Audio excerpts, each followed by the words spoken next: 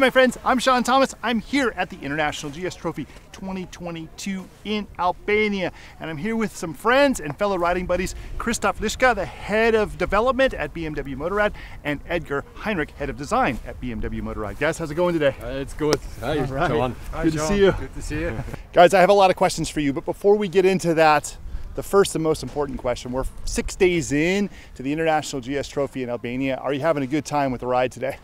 Oh, I mean, it's the 6th day for us, and it was amazing again, like any other days before. It's an amazing country, it's an amazing ride here. It's so much fun.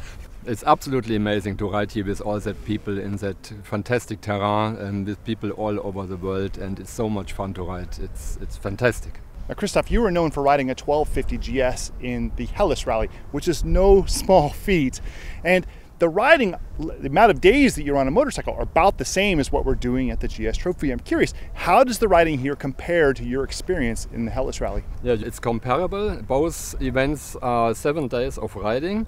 The terrain is in both countries quite tough. It's very rocky, it's very hard on the bike, on your body, so you can compare it. It's around 1,500 k's both events, so yeah, you can compare it. The terrain in Albania maybe varies a little bit more. Greece is very, very rocky and hard on the bike, as I said.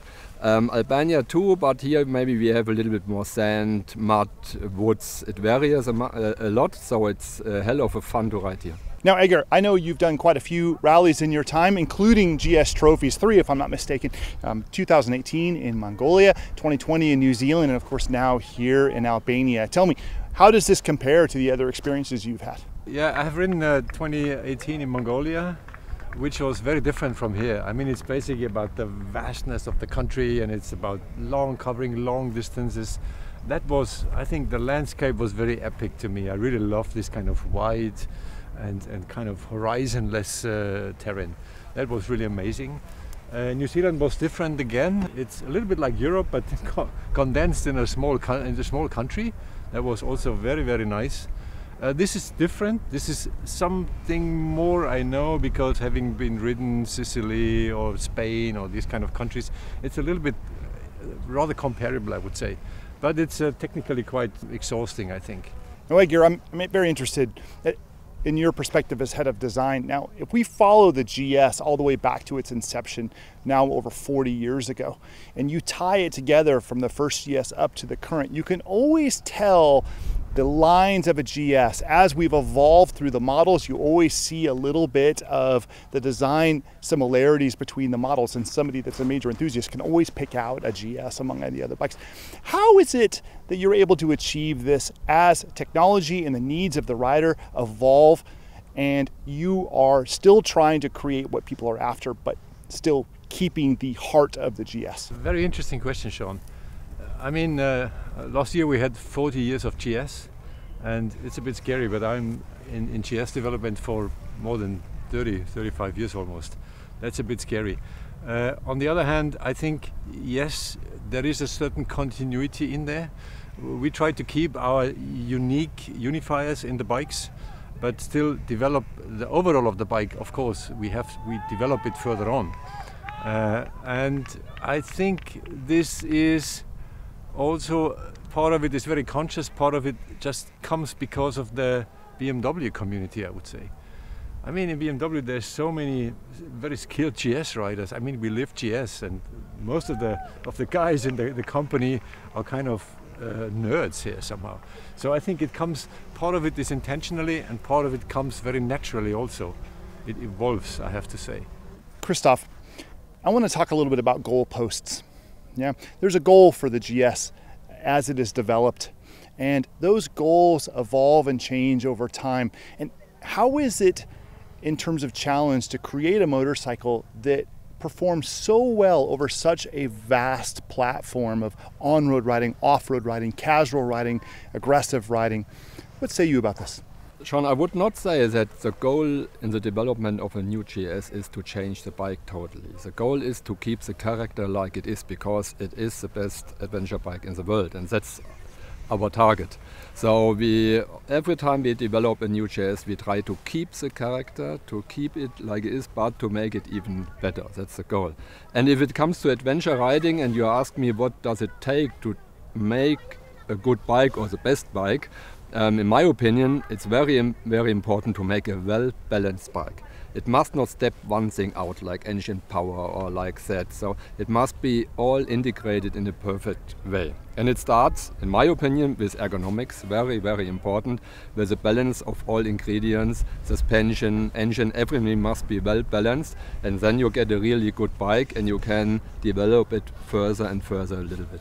We're out here in Albania, 6 days of riding, over 100 1250 GSs on the road, and the riders are all different shapes and sizes. And this is very interesting to me because you're also developing a bike that appeals to people of all different sizes, all different characters, different styles of riding. You would think that this is impossible to do, but yet here we are doing it. We're watching all these people have such a wonderful time. Yeah, you're absolutely right. That's not so easy to make it for small people, for large people, women, men, and of course for all different terrain. On-road, off-road, in off-road. We are riding sand, we are riding mud, we are riding rocks. So it is difficult to develop the bike for all these different targets, but that's our target. That's where we are there for. Edgar, I'm interested in where you draw inspiration for the design of the GS. How much of your inspiration and your team's inspiration comes from the GS trophy and watching all of these different people ride the bike? I would say actually the trophy is definitely an important part of the whole picture. The problem is we get very much input. Like I mentioned, there's half of the company is GS freaks. Also, there's hundreds of guys here. All the year we are doing tours and going off-road, so you get feedback all the time.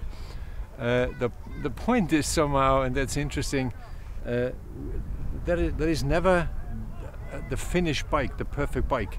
There's always something on top. Somebody comes up with a new idea. It's like with these designers and also the engineers, you know, they do something today and it's the best for today, but tomorrow there's a new solution and a new idea. These guys are never done, you know, the engineers, designers, they always come up with something new, which is nice. Now, Christof, let's talk about the GS that we have here today. Now, you've taken the GS and you've equipped it for riding in the GS Trophy, and we're actually calling this the GS Trophy Edition. Yeah? And it's my understanding that this is something that's going to be available for the general public, yeah? Absolutely, it is. That's very important. It's a serious production bike, so it's not with special parts like factory racing stuff, you know, like that. Every part you see at that bike, the customer can buy. So we call it the Trophy Edition, but it's not with specific parts, it's normal serious production parts. And if it comes to off-road riding, of course you need knobby tires, you need crash bars like at the handlebar, like here's a crash bar for the engine. It's very important. You have to fix a little bit the ergonomics by only how the different people want to have it, and that's mostly it. And so we created this R1250 GS Trophy, and it's a bike the customer can buy. Edgar, I got to tell you, I was recently at the plant in Berlin where they were manufacturing the 2023 model year 1250 GSs, and I saw this color scheme. I saw them putting together the bike, and I was so excited to see it. And it looks like what we're going to get is going to be very similar to what we see in here and now, yeah? Yeah, Sean, you're right. I mean, we got so good responses from the recent trophies that we said this time we want to bring the color scheme also to the customer. As Christof pointed out, you can buy all the technical specs from the dealer, but as of now you could not buy the color scheme, and this is what we want to do this time.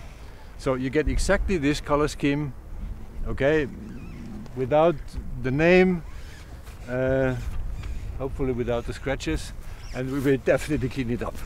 Guys, I want to thank you again for your time, and I promise you I will own one of these bikes in the near future. So thank you very much. It's great to ride with you. Thank you very much, man. Thank you, Sean. Ride on. Cool.